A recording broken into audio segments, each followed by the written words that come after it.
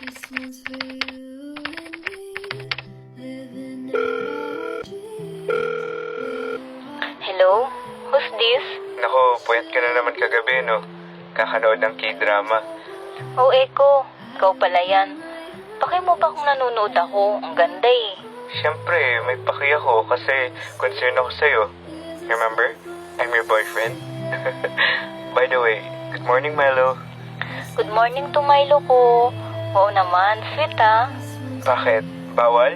Nagpapaka-boyfriend lang naman ako eh. Baka sabihin mo, wala akong kwentang boyfriend, no? Usus, dami mo sinasabi. Pero seriously, sweet mo ah. Ako, kinikilig ka na naman. Bumangon ka na, Milo. Bakit ba ha? Secret. Shit, huwag mong sabihin. Oo, kaya bumangon ka na. Buksan mo yung pinto at andito ako sa labas ng kondo mo. Wait, ano ba yan? Di pa ako nag-aayos. Saglit lang, promise. Surprise! Buti naman at binuksan mo rin. Sorry naman. Bigla-bigla ka kasing dumadating. Di pa ako ready. Ready para saan?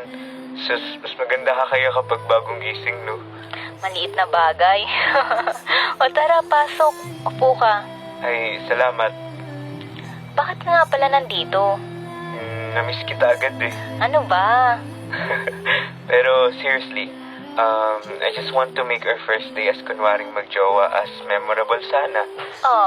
Natouch naman ako. Ang OA mo. Saka, di ba sabi ko, babawi ako sa'yo ngayon? Yes, but I didn't expect na ganito gagawin mo. Coffee? You want? Eto, may dala ko. Breakfast tayo. Then, here's your favorite banana bread. Di ba trip mong partner to with coffee? Thank you.